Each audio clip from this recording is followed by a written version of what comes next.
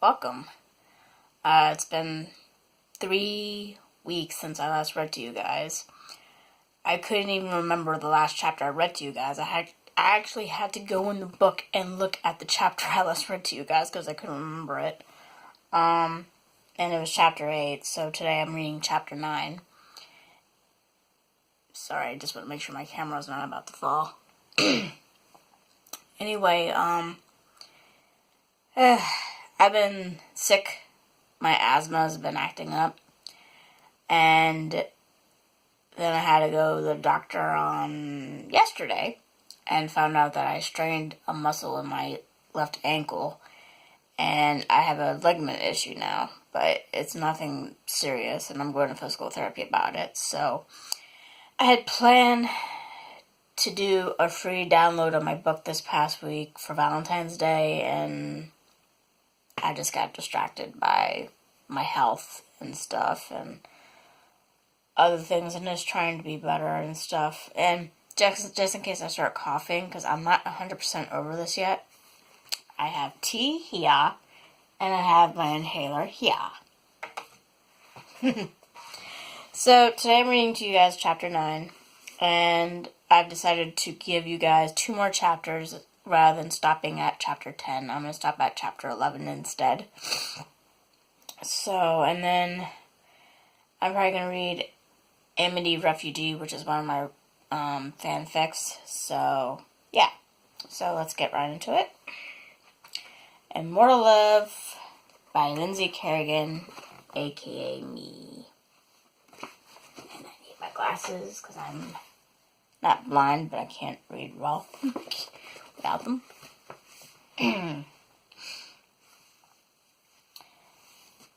Oh, by the way, my son's sleeping upstairs, so if I stop and do something, it's because I'm checking up on him.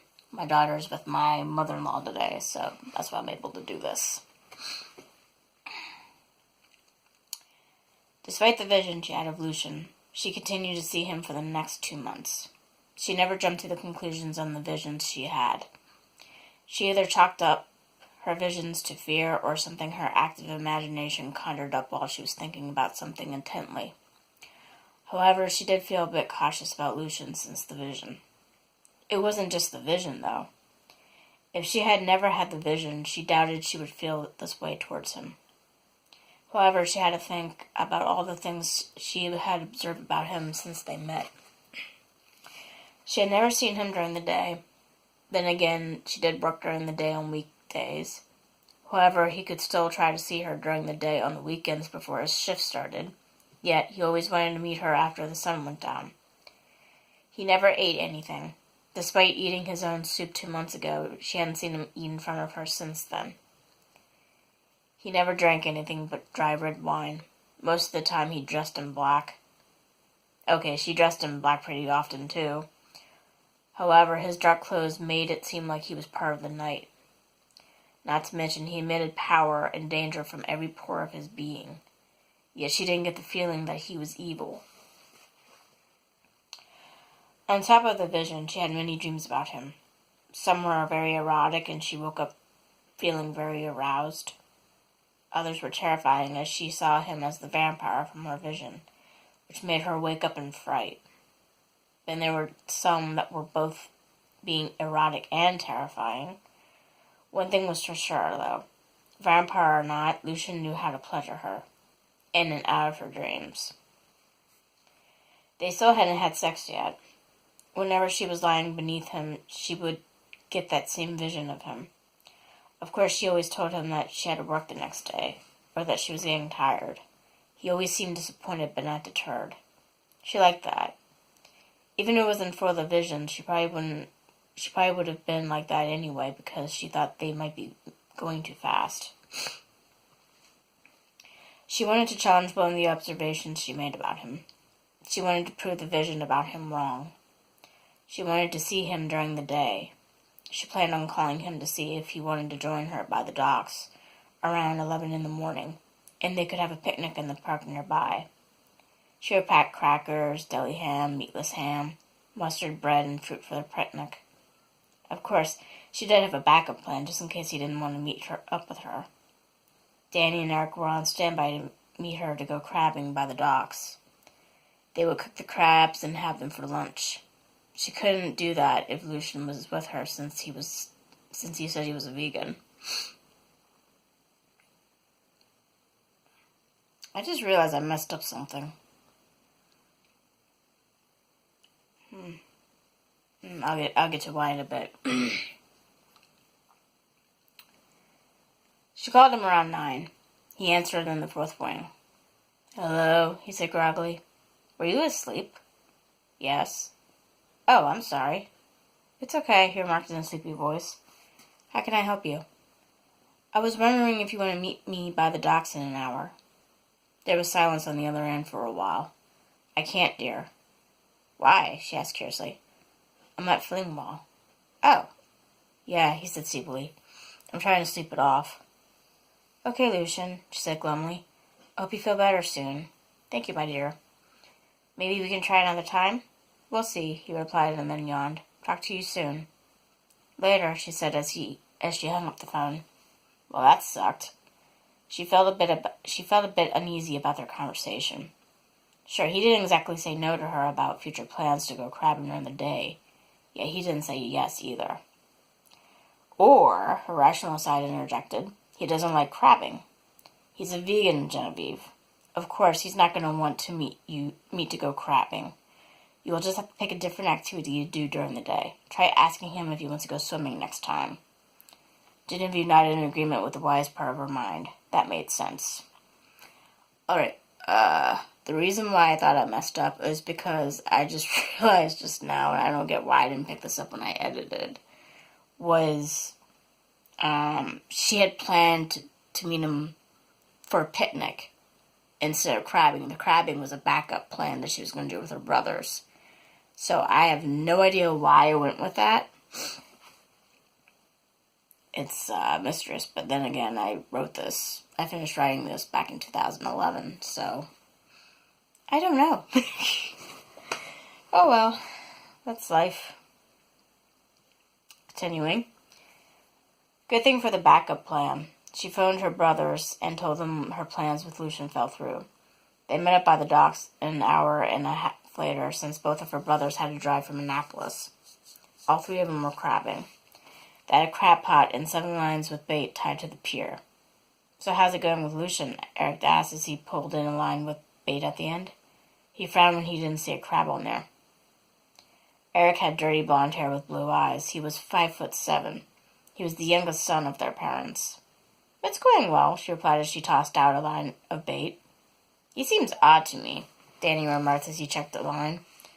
Her oldest brother had blue eyes, brown hair, and an athletic build and stood at 5'9". He had met Lucian at Java for You 2 weeks ago when Genevieve was there with him on another date. "Why?" she inquired. "I can't put my finger on it," he replied, puzzled. "He got a coffee when you two were at the cafe. He never drank it. Why would he do that?" "He's a vegan, Danny," Eric pointed out. Both Genevieve and Danny rolled their eyes at their brother. "He took the coffee black, Eric," Danny countered. "There wouldn't have been anything in it that comes from an animal." "Maybe he thinks coffee farmers are exploited," Eric argued. Again, both Genevieve and Danny rolled their eyes at him. "Mom and Isis do the same thing that Starbucks does, you dimwit," Danny said hotly. "They provide money to farmers so they can get health care and an education. They also make sure that the workers are working above minimum wage," Genevieve added, "so they aren't exploited." "Anyway," Danny said dryly, "even if he would have drunk his coffee, the man comes off strange to me, Genevieve." "But you don't think he's dangerous, do you?" "Are you kidding, Jen?" Danny remarked. "He comes off being the epitome of danger. But do you think he fits the profile of a serial killer or a rapist?" Danny thought for a bit. "No, I don't think he's a bad man. I just feel like there's something off about him, but I don't know what." Genevieve let out a small breath of relief. Her older brother didn't think Lucian was someone who could kill her in cold blood or force her to have sex with him. However, she did agree with her brother that something felt off about Lucian. Like Danny, she couldn't figure out why. "I would like to meet him someday," Eric remarked as he pulled in another line. His eyes lit up when he saw a crab on the bait. With his net, he carefully pulled in the line and swept the net in the water. Yes! He caught a crab. He took it over to the table to measure it. He smiled. Sweet, it's 6 inches. That's 6 crabs now, Danny remarked as he checked on another line. If we catch 12, we'll have 4 crabs each for lunch. When do you want to check the crab pot? Genevieve asked him. Right before we leave, he replied as he swept his net into the water and caught a crab. Make that 7 now. By the time they left the pier, they had caught a total of 12 crabs. They got 4 from the crab pot that they checked before they left. Genevieve had caught a crab off one of the lines. They went to her house to have crabs for lunch. Genevieve steamed the crabs, sprinkled with Old Bay seasoning, in a huge pot. She lined the surface of the table with newspaper, since eating crabs could get messy. She put a small bowl of melted butter, a small bowl of vinegar, a roll of paper towels, mallets, and nutcrackers on the table. Danny added a plate of corn on the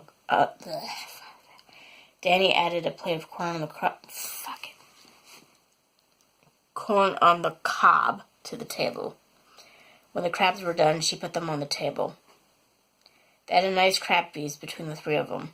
It wasn't summertime in Maryland without having a crab feast. She enjoyed eating crabs with melted butter and extra Old Bay seasoning. When they were done eating, Eric and Danny helped Genevieve clean up. At 3 o'clock, Danny and Eric left both of them. Danny and Eric left since both of them had to work later on in the evening. Genevieve decided to take a nap. She wouldn't get to see Lucian until he got off work. ...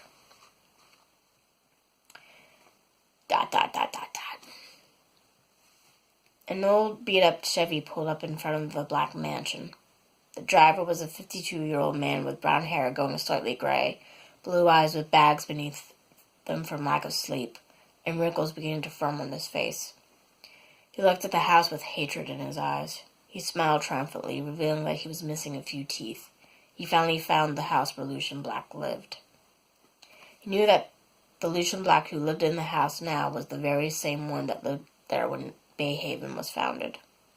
The major giveaway was that every single physical description of the owner had been the same since the house came under the ownership of the Blacks. It was too coincidental. He also knew that Lucian Black was a vampire. Lucian had the longevity since he owned the house now like he did hundreds of years ago. Accounts said that Lucian never ate anything. He never drank anything except a glass of dry red wine. He wasn't seen during the day. He was extremely handsome, which is one of the major ways vampires lure their prey to him. Dennis Thompson was a vampire hunter. It had been his calling since he came of age, because every firstborn son in his family had been a vampire hunter. It had been that way since the Dark Ages. An oddity about him was that he was old for one in his line of work, since he was 52. Most vampire hunters were either killed before they were 30, or they retired they retired once they hit 40. However, he loved to hunt too much to give it up. While he knew he was doing a service to the human race, he was wanted by the FBI. Supposedly, he had killed 10 people, 8 men and 2 women. Too bad the FBI didn't believe those 10 people were actually vampires. He often believed the government was corrupt. However, it wasn't by money-grubbing, power-hungry politicians. It was by bloodthirsty, tricky vampires that worked for the government. So it made sense why the FBI would be after him if one of the undead was in the FBI leadership. One of these days, people would see that vampires really did exist. People would learn the hardcore truth that vampires were really nasty creatures, and that they deserved to be wiped off from the face of the planet. It was what he was taught as a boy by his father and grandfather. When that time came, every hunter like him would be a hero to the human race. He looked at the house again before he checked the items in his bag. He made sure he had a wooden stake, a wooden mallet, a meat cleaver, vials of holy water, a crucifix, garlic, gloves, bolt cutters, a saw, and matches. He had an extra gas can in the trunk. He used that to torch the dwellings where vampires lived. He checked his watch. It was 7 o'clock. Sure, it was evening, however, it was the summertime and the sun was still out. When he was sure he had everything, he opened his car door. It was time to rid the world of another vampire. He approached the gates of the house with caution. ...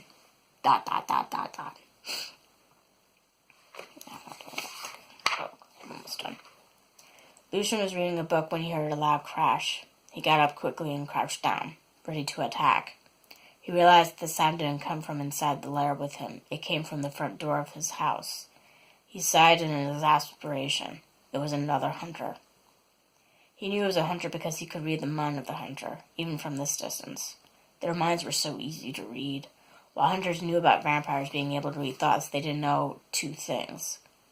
One is that vampires could read someone's mind at a distance, especially if the thoughts were loud and clear. Two was that someone's thoughts were loud and clear when they were feeling certain emotions like anger. Of course, he always wondered if a human acting stupid made their thoughts readable, too. He had dealt with hunters all his nocturnal existence. It was getting tedious. He tried to reason with them, telling them to go after the vampires that were actually a threat to humans and vampires alike. However, these idiots had it in their heads that every single vampire was evil. Therefore, all vampires must be destroyed.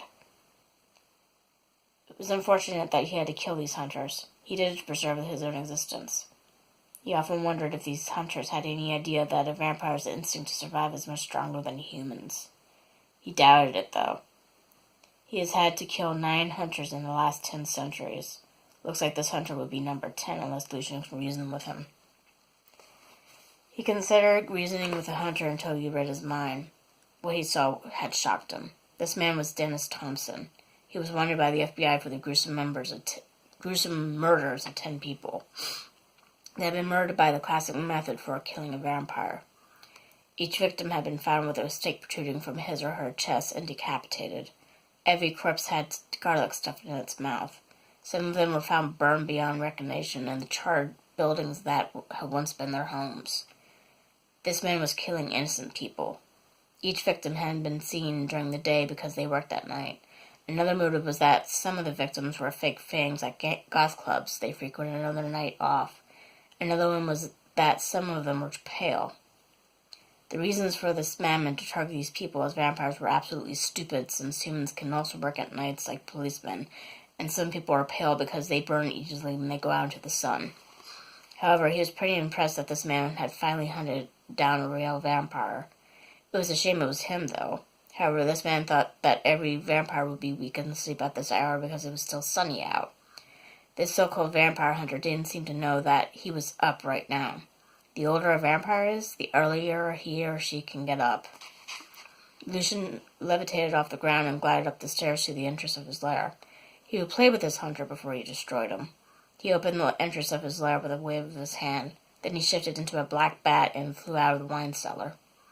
The hunter was upstairs in the master bedroom. The hunter smiled with glee as he saw in the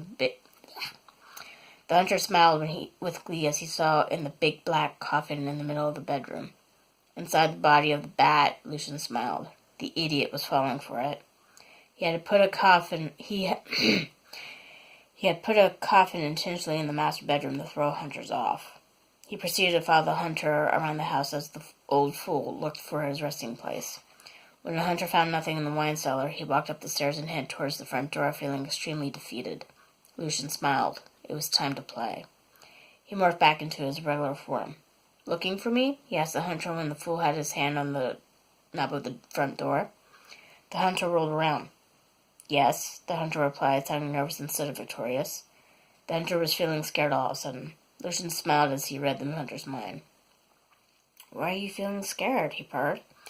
"I can guess, my good man, that you're scared because you finally found a real vampire this time. I mean, all those other people weren't vampires. They were like you." The hunter's jaw dropped when he realized that Lucian made an excellent point. He hadn't felt terrified with the others as he did with Lucian. Panicking, he threw holy water on Lucian. Lucian gasped as the drops of holy water landed on his skin. It burned like acid. The hunter took the moment to shove a crucifix made out of silver into his chest. "Ah!" Lucian groaned as the silver burned into his chest. He had had enough of these games. He shoved the hunter up against the wall. His eyes were glowing a hellish red now, and his fangs were out. "Normally I regret when I have to take a hunter's life," Lucian told him. However, in your case, I'm doing society a favor. He bit into the hunter's throat. Dennis screamed. He felt a sharp sting in his throat. It was like a mosquito biting him. Then he felt a huge wave of ecstasy sweeping over him. It wasn't what he expected from a vampire. He thought it would be more painful to be bitten by one. Suddenly, pleasure turned into panic as he felt lightheaded. He literally felt his life force being drained from him. He began to struggle, but knew it wouldn't be any use. The vampire's grip on him was like steel. Not to mention, he knew the vampire intended to kill him. Eventually, darkness overcame him and swallowed him up. Lucian drained the hunter only until there wasn't a single drop of blood left in his body. He licked the tiny pinpricks from the guy's neck to erase any evidence that the vampire had taken this man's life. He let the man fall to the floor. Good riddance to bad rubbish, he muttered darkly. And that is the end. So, next week I'd read chapter 10, and then I'm going to do chapter 11, and then start a new story like I said. So, see you guys next week. Bye-bye.